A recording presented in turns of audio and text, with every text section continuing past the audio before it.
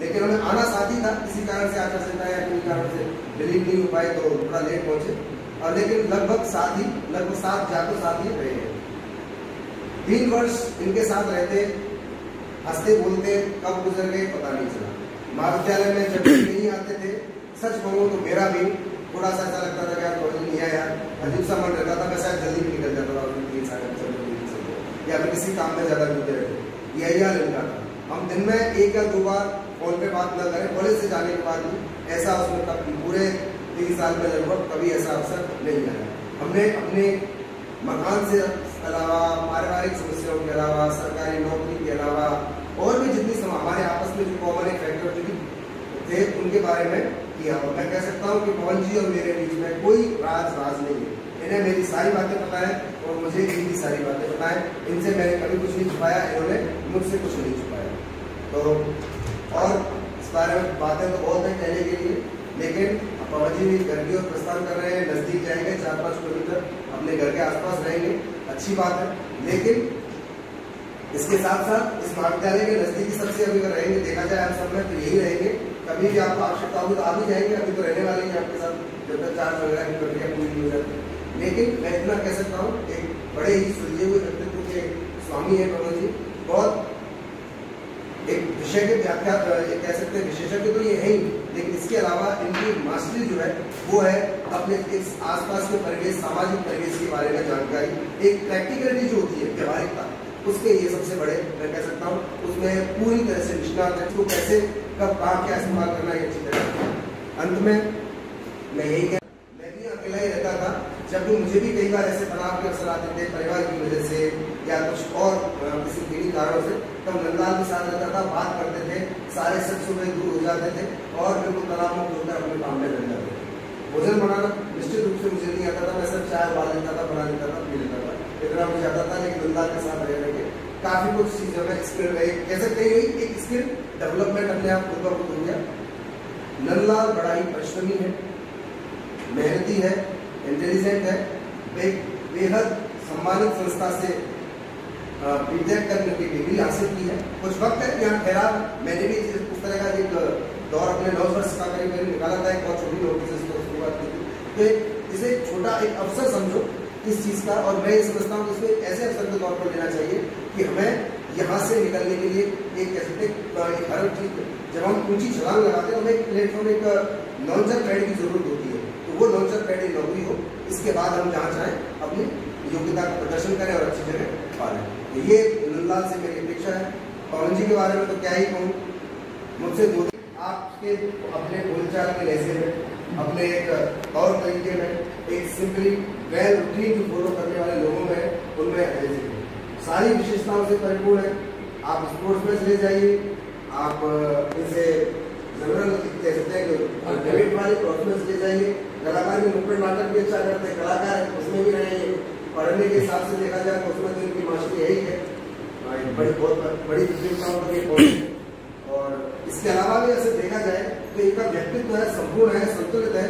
और अब हम मैंने यहाँ महाविद्यालय में छोड़े जा रहे हैं चालू मैडम के संरक्षण में, तो मैं ये उम्मीद जरूर करता हूँ कि अब थोड़ा सा ये जिम्मेदारी के भाव से तो सही, लेकिन एक सीखने के भाव से, क्योंकि ये ऐसा वक्त है जब हमें कभी पता नहीं, आज हम यहाँ इस महाविद्यालय में थे, में 10-12 लोग थे, कल को हो सकता है, जैसे मनीष का उदाहरण देता हूँ बिड़ावा में, कभी ऐसी स्थिति बन गई तो तब हमसे कोई ये न कहे कि तू इस पोस्ट के लायक ही नहीं है, हमसे कोई ये न कह सके।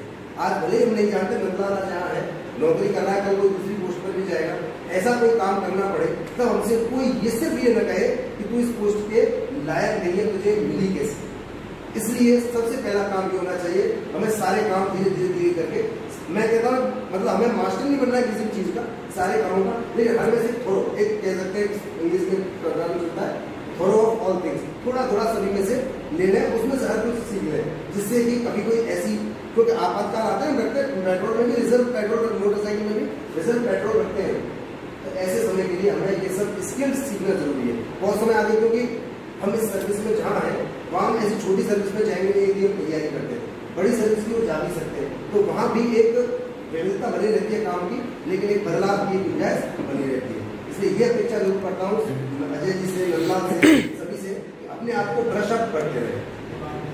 नंदलाल के बारे में बात करूँ एक ऐसे हम आकस्मिक रूप से मिले, हम पहले पड़ोसी बने, अगल बगल में हमने रूम लिया, रूम मिला, उसके बाद हम साथ साथ भी रहने लगे। लेकिन नंदलाल के रहते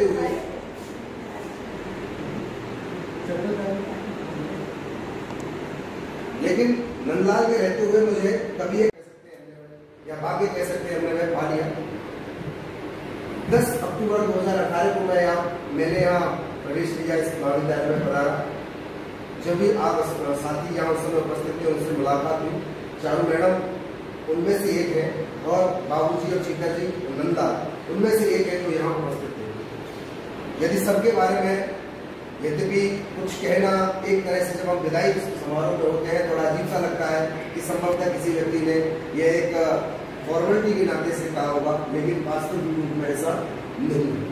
चारू मैडम की बात करूं, जब मैं यहाँ आया तो उस समय मेरा 10 अक्टूबर को ही बात बता रहा हूँ, मेरा नवरात्रि का व्रत था, नवरात्रि स्थापना थी, उस दिन मेरा जन्मदिवस भी था, व्रत था। चारू मैडम ने ही एकमात्र है मैं यहाँ इस महाविद्यालय में उपस्थित वह सज्जन थी जिन्होंने मुझसे पूछा कि क्या आपने भोजन किया है। मैंने कहा मैडम मेरे नवरात्रि का व्रत है।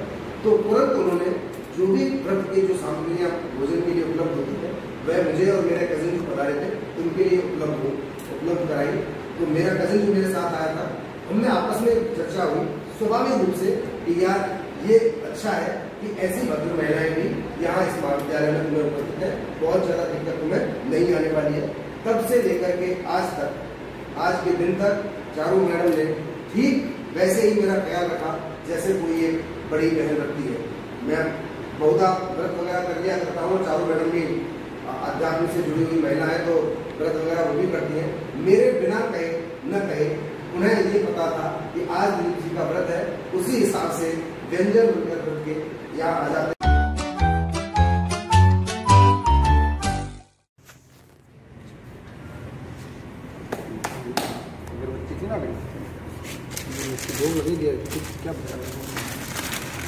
आज का थोड़ा माइंड में स्ट्रेस से चल रहे हैं।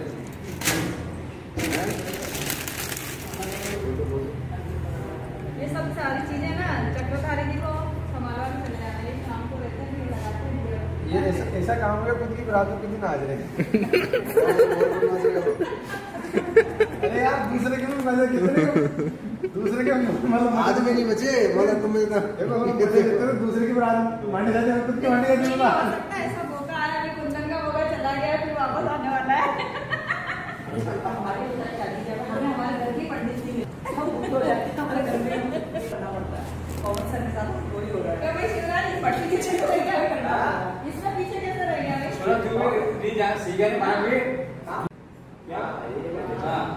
मंत्री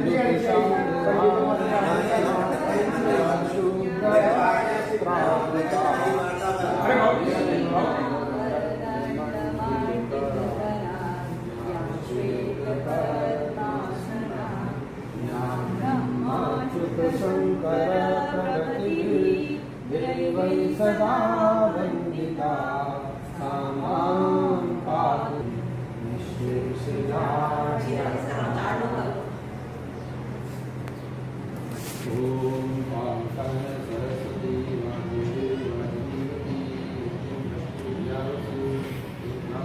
ब्रह्म विचार सार कर्मणगत्यापि